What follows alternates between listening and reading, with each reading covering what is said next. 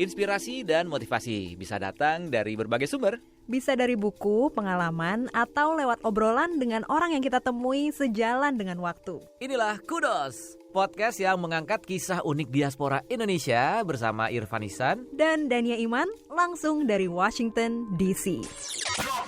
Dulu ya waktu kecil ya ini juga mau omongin sih, untuk seorang perempuan gitu kan dan punya cita-cita jadi scientist itu nggak kedengeran. Dan aku waktu growing up SMP, SMA itu kayaknya cuma aku doang yang mau jadi scientist gitu growing up.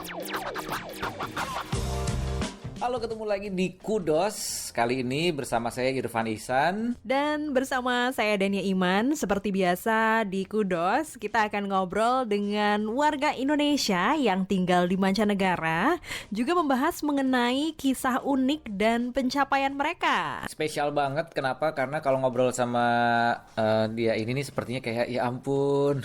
Ini bidang yang digelutinya ini benar-benar wah, favorit saya banget. Wih, pantesan ya kamu nih kadang-kadang kalau lagi jalan-jalan pakai jas putih gitu. Ini sebenarnya jadi apa sih? Dokter? Bukan. Tapi ini adalah sebagai siapa? Mungkin Dania bisa lebih memperkenalkan lagi. Iya, tamu kita kali ini adalah Diandra Sumardi. Dia adalah kandidat PhD jurusan kimia di University of Maryland di Maryland, Amerika Serikat. Nah, yang juga menarik nih, Diandra ini di umurnya yang baru 25 tahun sudah menjadi periset di kampus dan juga kandidat PhD. Keren ya. Gimana kalau kita langsung kenalan aja nih? Oke, langsung aja di sini ada Diandra Sumardi. Apa kabar Diandra? Halo, baik. Ini Diandra kalau lihat dari latar belakangnya kayak lagi ada di apa sih, di lab ya? Iya, ini lagi di lab, masih ngantor jam segini. Ya ampun. Jadi ini cuma duduk sebentar aja. Jadi ini lab aku cewek sendiri di antara cowok-cowok teman-teman aku di sana. Kita satu tim kerja di bawah salah satu dosen kimia di kampus ini. Oke, jadi Diandra ini sekarang ini usianya 25 tahun dan tadi Dania udah bilang juga sebagai kandidat PhD di University of Maryland dan jurusan itu adalah kimia. Wah, nggak sih, saya bohong sih. Saya terus terang jujur dulu pengen sih tertarik kalau ngeliat kayak ada peragaan-peragaannya gitu. Tapi begitu belajar kayaknya langsung aduh pusing. Kayaknya tuh dulu ya kalau ada pelajaran kimia tuh terkenal banget guru-gurunya tuh pasti killer gitu, horor gitu ya. Tapi kalau lihat lagi peragaannya sih seneng banget kan. Wah, segala macam deh gitu. Wah, berbagai reaksi kimia. Wah, kayak keren banget. Iya, pengen. Seru. Tapi begitu udah belajar, aduh susah. Kan seru. Tapi Diandra bisa sampai sekarang bahkan kandidat PhD loh. Wow. Tapi kita juga pengen tahu nih ya, Diandra di usianya yang masih muda sekarang sudah jadi kandidat PhD S3, terus juga mendalami dunia yang istilahnya didominasi oleh laki-laki. Nah, ini gimana nih? Mungkin Diandra bisa bercerita sedikit ya? Sebenarnya sih nggak aneh-aneh banget ya menurut aku. Jadi aku lulus S1 tahun 2017. Dan dari situ aku langsung ke S3. Jadi kalau misalnya untuk STEM itu kan Science, Technology, Engineering, Mathematics, itu lumayan normal kalau misalnya lulus dari S1 langsung S3. Oh gitu? Jadi teman-teman aku ini seumuran aku semua yang kerja di sini. Jadi ini cuma background-nya S1 dan langsung S3. Kenapa S3? Soalnya kalau misalnya di STEM itu kita dibayar untuk riset dan jadi TA, jadi asdos. Jadi sebenarnya aku kalau misalnya kenapa aku nggak S2, karena aku males nyari beasiswa S2. Jadi kalau S3 langsung dibayar sama kampusnya kalau keterima. Oh gitu. Itu kalau loncat itu gimana jadinya? Apakah kan dari S1 untuk S2 sendiri itu kan kuliah biasanya menghabiskan waktu berapa lama sih untuk di bidang kimia ini? Oh, S2 2 tahun kali 2 tahun. Nah, kalau dari S1 langsung ke S3, ini kan berarti ada gap 2 tahun ini. Ini gimana? Apakah pelajarannya diambil lagi atau diganti dengan praktek? Enggak. Jadi kalau misalnya ini benar-benar jalur yang beda sebenarnya dari S2. S2 itu kebanyakan ngambil kelas. Kalau aku PhD itu kita ngambil kelasnya kreditnya nggak sebanyak anak master. Jadi kalau misalnya aku mau ambil master, aku harus kelas lebih banyak. Tapi aku ambil kelas 21 kredit, jadi itu kayak 1,5 semester lah gitu. Tapi sisanya riset. Jadi kamu nanti nggak punya gelar master nih ya, langsung gelar S3 gitu ya? Enggak, tapi aku bisa kalau misalnya aku decide untuk udahan PhD aku ambil kelas cuman kayak paling 1 semester lagi, minimal 2 semester lagi, dan bisa dapat master, bisa. Cuman harus pindah jalur gitu, jadi aku nggak punya gelar master. Waduh, jadi nggak bisa dipanggil, master, Diandra, nggak bisa. Nggak punya. Kalau di Indonesia itu seperti ini juga nggak peraturannya, Diandra? Aku nggak tahu sebenarnya ya, kayaknya sih enggak ya. Dan ini juga mungkin khusus untuk Amerika aja, karena aku nggak yakin kalau misalnya negara-negara lain normal untuk langsung PhD atau PhD dibayar. Itu makanya salah satunya kenapa aku mau stay di Amerika habis aku lulus S1, karena aku tahu kalau misalnya aku masuk kampus itu aku udah settle lah itu. Nah, sebenarnya kalau dari kamu sendiri nih, pertama kali yang bikin jadi tertarik di bidang kimia dan tertarik untuk mempelajarinya, itu apa sih? Oke, jadi aku emang dari SMP sebenarnya udah tertarik sama sains. Sebenarnya sih dulu ya waktu kecil ya, ini juga mau ngomongin sih, itu kayaknya untuk seorang perempuan gitu kan, dan punya cita-cita jadi scientist itu nggak kedengeran. Dan aku waktu growing up SMP, SMA itu kayaknya cuma aku doang yang mau jadi scientist gitu growing up. Sebenarnya aku pengen ke arah bio, jadi ke medicine. Waktu itu cita-cita aku pengen nemuin obat buat AIDS atau SARS. Iya, itu waktu SMP itu. Terus akhirnya SMA belajar biologi dan kimia, aku suka dua-duanya, jadi kuliahnya mau biochemistry, tadinya mau campur biologi sama chemistry. Terus waktu kuliah aku punya dosen pembimbing, tapi dosen pembimbing aku profesor kimia. Waktu aku declare aku mau biochemistry, aku harus pindah dosen pembimbing, so kayak I don't wanna lose her, karena dia mentor banget buat aku. Jadi akhirnya aku switch ke kimia karena mau ngikutin dosen aku itu. Aku sebenarnya stay di kimia emang karena I think also ya, there's a lot of problems in the world, mau untuk disease, mau untuk energy, mau untuk sampah. Like you need scientists, you need people who understand that can solve the problem. Gitu sih, kenapa aku mau stay di sini. Oke. Nah, Diandra tadi kan sempat bilang ya bahwa di lab sekarang ini Diandra satu-satunya perempuan gitu, semuanya laki-laki. Iya. Apa nih tantangannya menjadi saintis perempuan di dunia yang didominasi oleh laki-laki ini? Tantangan sebenarnya technically speaking nggak ada. Karena menurut aku, me and cowok-cowok di lab aku, we're equally capable untuk menjadi scientist. Dan we're equally smart, we're equally creative and everything. Tapi menurut aku cuman sebenarnya sih representatif, maksudnya kayak di media tuh nggak ada gitu. Misalnya kalau misalnya aku ajak teman-teman untuk kayak coba saintis tuh gimana sih gitu kan, kalau kamu bayangin saintis pasti ini pikirannya laki-laki udah tua gitu kan, rambutnya putih terus ngobrol sendiri di basement gitu kan, terus kayak bedak-bedak sendiri gitu kan, padahal enggak gitu kan. Sebenarnya like aku berteman sama teman-teman saintis juga, tapi teman-teman yang non saintis juga berteman, dan mereka tuh pasti kayak, Diandra, kamu tuh nggak kelihatan kayak saintis gitu. Terus aku kayak, emangnya saintis menurut kamu kayak gimana? Emang ada stereotipnya. Dan menurut aku emang perlu representatif untuk woman scientist ada, mereka ada, kita ada, teman-teman aku ada gitu, ada yang perempuan juga, untuk kayak we're here, we exist, dan kita equal gitu dengan teman-teman kita yang laki-laki. Nah, sehari-hari tuh ngapain sih? Kayak sekarang lagi di lab nih, dan Diana juga sebagai satu-satunya perempuan, ngapain aja? Meneliti apa nih sekarang nih? Jadi project aku sebenarnya sih tentang katalis. Katalis itu adalah sesuatu yang, kalau misalnya kita ada reaksi kimia bisa bikin apa lah, bikin obat, bikin sabun, bikin deterjen, terserah mau bikin apa.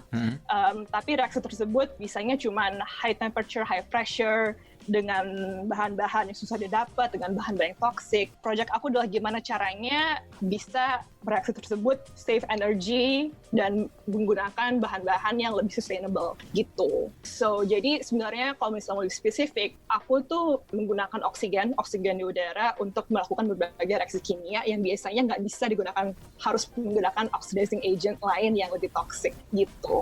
Wow. Kalau bisa mau spesifik aku bisa, cuman tak ngejelasin. Iya. Dan ini juga sejalan dengan penelitian kamu ya, disertasi kamu gitu ya. Oke. Kapan sih rencananya lulusnya? 2022 insya Allah, kalau misalnya semuanya lancar. Cuman ya. Terus udah PhD bidang kimia. Itu sebenarnya kalau di sini nih gimana? Apakah ada kesempatan untuk melakukan sesuatu yang untuk sebuah perusahaan misalnya, yang nantinya setelah lulus pun langsung bisa diteruskan melanjutkan kerja di sana gitu? Belum. Dan itu aku harus pikirin ntar kayak close to graduation lah 2021, 2022 baru aku pikirin lulus mau ngapain. Cuman sekarang sih aku masih enjoy aja sekarang. Emang kalau misalnya PhD ini emang beberapa, kalau misalnya lulus ada beberapa jalur yang kita bisa ambil. Kita bisa stay di akademia, jadi profesor, gitu kan, punya riset sendiri, atau kita bisa ke industri ya, ke perusahaan gitu kan, jadi konsultan, jadi scientist di perusahaan tersebut, dan lain-lain. So, yeah, there's a lot we can do as a chemist, jadi emang nggak cuma stuck di sini aja. Ya, nah karena memang dari kecil ya istilahnya udah seneng banget sama dunia sains, dunia STEM ini, apakah orang tua Diandra juga mendukung gitu bidang yang Diandra tekuni saat ini? Iya, jadi sebenarnya sih dari keluarga aku sendiri nggak ada yang bidangnya sains. Jadi waktu mama papa tahu kalau misalnya aku mau jadi scientist, sebenarnya mereka udah dukung dari SMP. Cuma mereka kayaknya mau aku ke arah-arah yang lain gitu, yang lebih misalnya environmental science atau gimana gitu kan. Tapi aku yang ngotot, aku yang keras kepala. Aku maunya ini gitu kan. Kan ngedukung walaupun nggak ngerti, mereka ngedukung. Dan emang kebetulan keluarga aku juga background-nya banyak yang dari akademia. Jadi kakek aku dosen, om aku dosen. Jadi emang kalau di akademia, PhD, S3 ngajar segala, emang dari dulu aku udah ngeliat gimana caranya. Ikut dari om aku, emang ngeliat kakek aku gitu kan. So it's academia-wise is not anything new. Tapi bidang ini emang kayak nggak ada yang ngerti di keluarga aku. It's fine. Kalau ditanya cita-cita, mau jadi apa tuh Diandra? Cita aku jadi apa ya? Sebenarnya sih, aku nggak apa-apa kalau misalnya nggak nge-lab lagi abis PhD. Karena as much as I enjoy this, aku ngelihatnya science is something that is really slow actually. Jadi kayaknya tuh kontribusi aku nggak sebanyak kalau misalnya aku ngajar. And this is something that I learn I like to do. Karena kan di sini aku juga dibayar sebagai asisten dosen kan. Jadi waktu aku ngajar itu aku ngerasain impact-nya ke murid-murid aku tuh kerasa banget gitu kan. Lebih kerasa daripada apa yang aku kerjain sekarang di lab. And I love it so much. Jadi sebenarnya honestly aku pengen ngajar. Ngajarnya apakah jadi dosen atau in other like more science communication atau science education yang lebih umum. Masih bayang-bayang. My dream actually is to work or to own a science museum. Jadi emang bawa sains ke lebih umum gitu kan, dan stereotip kimia atau biologi atau fisika yang horror, yang killer, yang apa gitu kan. And karena I think not only is it interesting for me, but it's also very important for the general to know. Basic science lah, nggak usah yang PhD, tapi basic-basicnya science gitu kan, yang masalah vaksin lah, masalah sampah, masalah energi. Basicnya kayaknya semua orang generally harus tahu gitu, biar nggak kemakan hoax ya. Iya. Oke. Apa tantangan terbesar menjadi seperti Diandra ini yang menekuni bidang sains khususnya kimia, apalagi sekarang sudah menjadi kandidat PhD. Apa tantangan terbesarnya? Tantangan terbesar, banyak sebenarnya. PhD nggak gampang, sama sekali ini nggak gampang. Tantangan terbesar sebenarnya sih menurut aku lebih kayak di dalam akunya sendiri gitu, karena sering banget aku ngerasa I don't belong here, I'm not good enough. Karena ini anak-anak PhD pintar-pintar semua gitu kan, dan very very easy for me to lose my confidence. Gitu sebenarnya sih. Lebih ke situ, dan kita emang you feel really lonely juga karena emang ini project aku sendiri yang ngerjain. And orang lain nggak tahu aku ngapain. Maksudnya kayak teman-teman aku, walaupun mereka satu lab sama aku, kita punya proyek masing-masing, dan the progress of my project depends on me only gitu. Jadi emang it feels really lonely sometimes, dan a lot of imposter syndrome, a lot of like feeling not good enough, a lot of like, you know, aku orang Indonesia, aku perempuan, dan you know, ngerasa nggak mampu, gitulah sebenarnya. Dan juga time management is a huge thing, especially kalau misalnya lagi semesternya mulai dan aku harus ngajar dan lab at the same time, dan you know all of that. Okay. Terus apa yang dilakukan oleh Diandra untuk mengatasi tantangan tadi? Ngobrol sama orang lain. ngobrol sama teman-teman lab aku, kayak rasain kayak kita punya dosen yang sama, and so like ya kemarin nih meeting aku kayak aku ngerasa bodoh banget ya aku bilang kayak gini, terus dia kayak tuh biasa, dia juga bilang gitu sama aku gitu. Or like sebenarnya sih trying to gimana ya, talk to other PhD students, talk to other people who are the same boat gitu, dan realize kalau misalnya kita semua emang struggling gitu, dan emang nggak ada yang pinter banget nggak ada gitu, maksudnya kayak we're all on the same boat, kita semua struggling, kita semua susah, kita semua capek. So realizing that is really helpful. Nah, sekarang apa nih pesan Diandra yang ingin disampaikan kepada teman-teman nih yang juga mencintai dunia STEM, dunia sains gitu seperti Diandra dan ingin terjun menekuninya, tapi juga masih takut-takut nih, terutama untuk perempuan ya yang katanya ini dunia yang didominasi oleh laki-laki. Apa nih pesan dari Diandra? Kalau misalnya yang emang interested, ya hayu, maksudnya benar-benar nggak ada yang there's nothing stopping us gitu kan. Aku selalu bilang like my chemicals never ask me where I come from, my chemicals never care that I'm a girl. It's very objective. That's what I like about science. Karena bahan-bahan kimia nggak judging sama sekali kita mau kita dari mana kita bentuknya kayak gimana. Emang dari skill kamu aja gitu. Dan my biggest advice is actually find a mentor. Find a mentor yang inspirasi. Nggak cuma bisa inspirasi kamu, cuma kayak care sama kamu gitu. Karena that changes a lot for me. Like, I wouldn't be here if it wasn't for my teachers. Jadi emang dari dulu, dari SMP, dari SMA, kuliah, sampai sekarang, like, aku beruntung banget punya dosen-dosen dan guru-guru yang inspiratif banget dan yang sayang banget sama aku sampai bisa aku di sini gitu. Okay. And that's what I want to be for my students also. Ingin tahu kiprah diaspora Indonesia di Amerika? Atau tentang cerita yang Amerika banget? Tonton Amerikui di YouTube channel VOA Indonesia. Sekali lagi, jangan lupa Simak Amerikui di YouTube channel VOA Indonesia. Amerikui!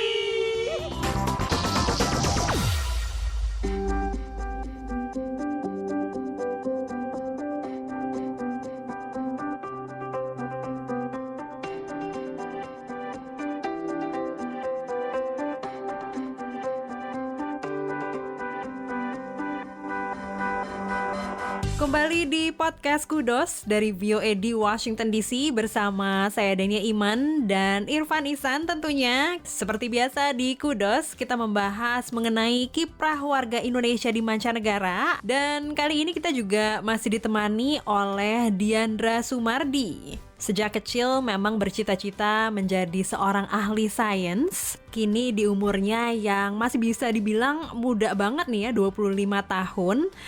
Diandra sekarang tengah menjalani studi S3-nya di University of Maryland, Amerika Serikat, jurusan kimia. Nah, kabarnya Diandra juga aktif di Satgas COVID-19.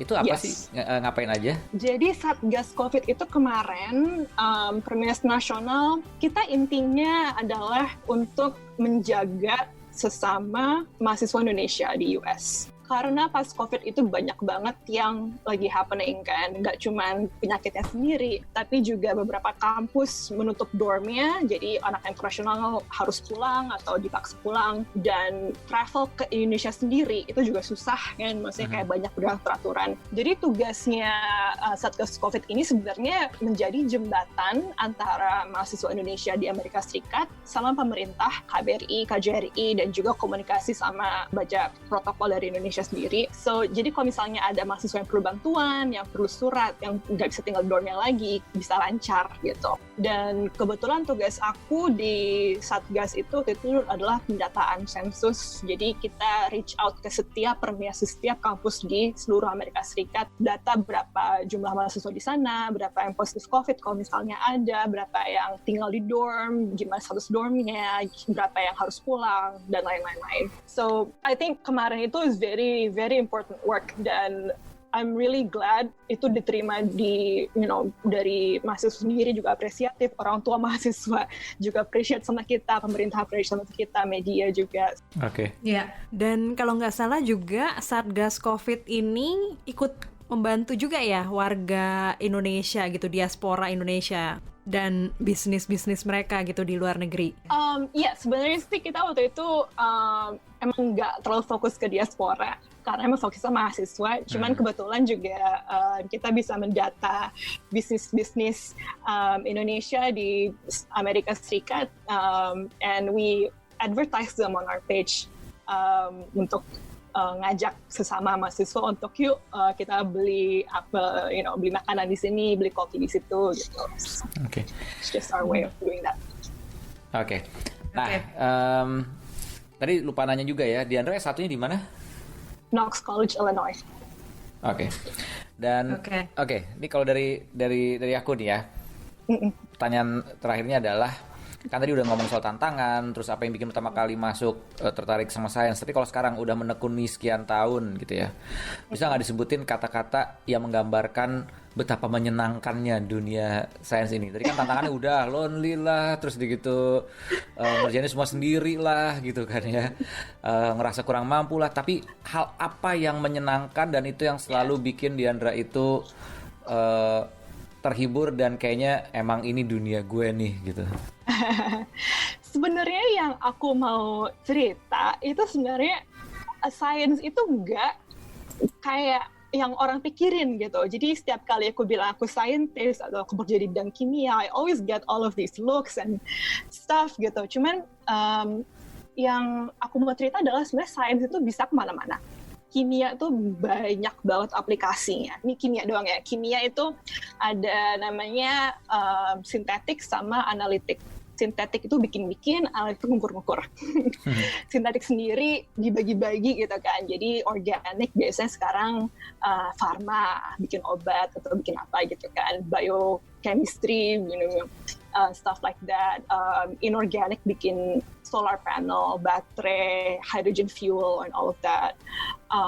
And then kalau misalnya ke arah physical, analytical, physical chemistry is something yang itu soalnya satu bidang yang aku sampai sekarang nggak suka karena itu adalah fisika, kimia, dan kalkulus jadi satu. Sampai sekarang aku nggak bisa. Aku itu satu-satunya kelas aku nangis di bidang aku nih.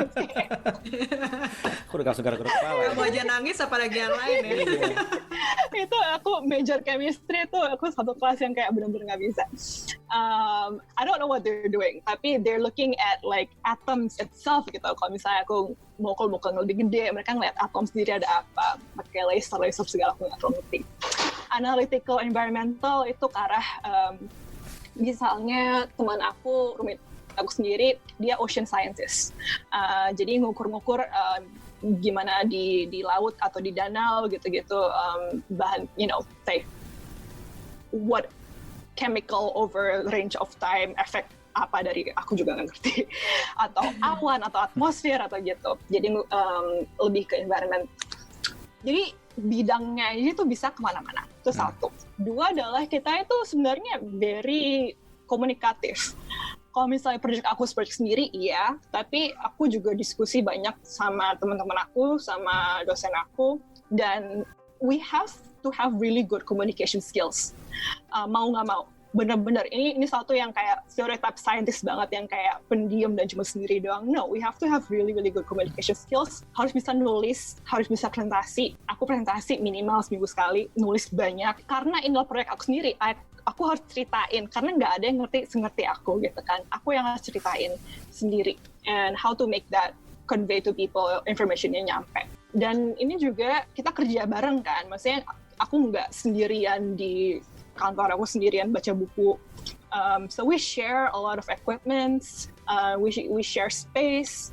Jadi kalau misalnya apa-apa emang harus komunikasi sama tim gitu kan. Jadi ini sebenarnya this is job, this is work, this is my office gitu. And it's really exciting and you can make a lot of changes in many different fields. Gitu sebenarnya sih. What I want to say about scientists. Oke, jadi fun juga sebenarnya sih ya. It's really fun. It was really fun.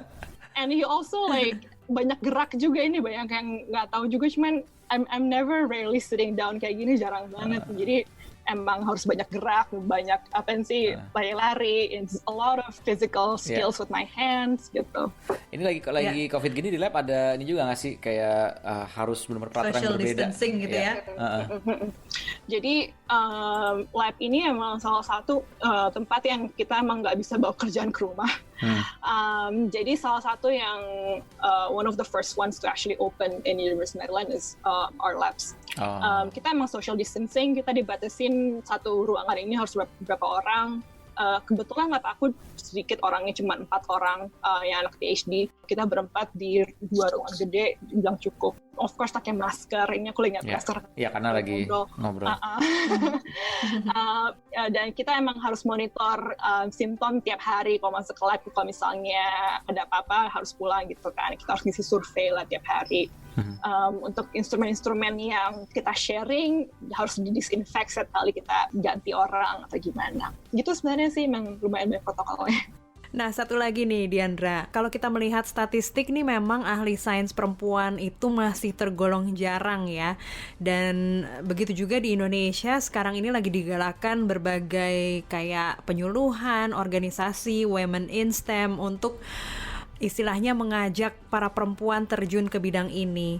Nah, menurut Diandra, apa nih yang harus dilakukan untuk menarik perhatian para perempuan yang ingin benar-benar terjun ke bidang ini gitu, supaya berani untuk menekuni bidang ini?